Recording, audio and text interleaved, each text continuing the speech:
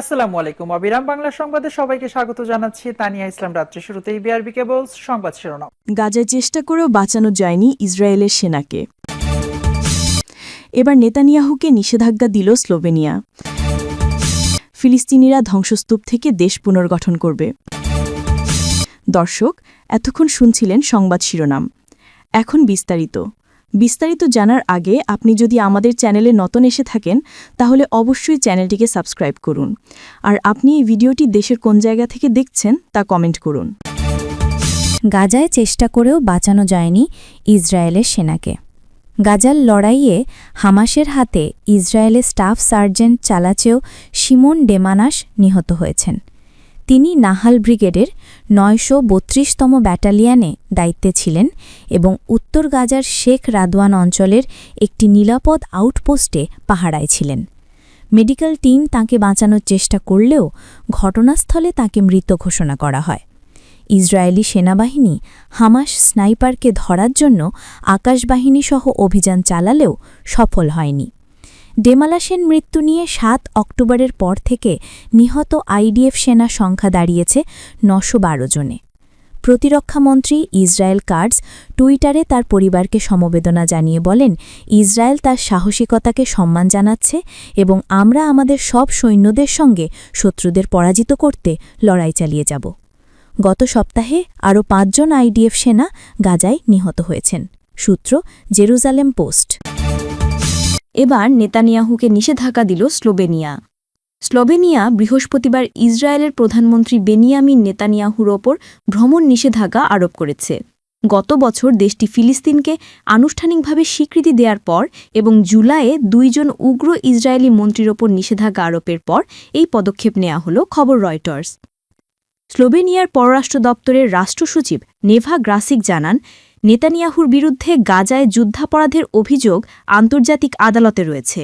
এই সিদ্ধান্তের মাধ্যমে স্লোভেনিয়া আন্তর্জাতিক আইন ও মানবাধিকারের মূল্যবোধের প্রতি প্রতিশ্রুতি পুনর্ব্যক্ত করছে।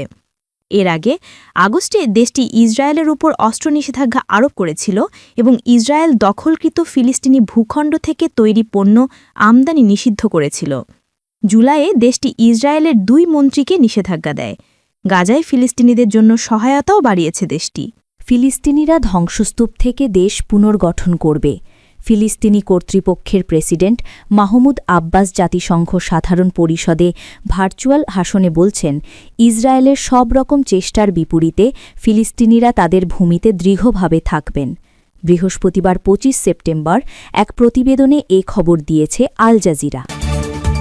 তিনি বলেন, আমাদের মানুষ জলপাই গাছের মতো মাটিতে মূল গেঁথে থাকবে, পাথরের মতো দৃঢ়। আমরা ধ্বংসস্তূপের নিচ থেকে উঠে নিজের দেশ পুনর্গঠন করব। আব্বাস আরও বলেন, আমাদের ক্ষত যতই রক্তপাত করুক, আমাদের কষ্ট যতই দীর্ঘায়িত হোক, তবু এটি আমাদের বাঁচার এবং টিকে থাকার ইচ্ছাকে ভেঙে দিতে পারবে না। আমরা স্বাধীন, সার্বভৌম রাষ্ট্রে বসবাস করতে চাই। ১৯৬৭ সালের সীমান্তে পূর্ব জেরুজালেমকে আমাদের রাজধানী হিসাবে ধরে, প্রতিবেশীদের সঙ্গে শান্তি ও নিরাপত্তায়।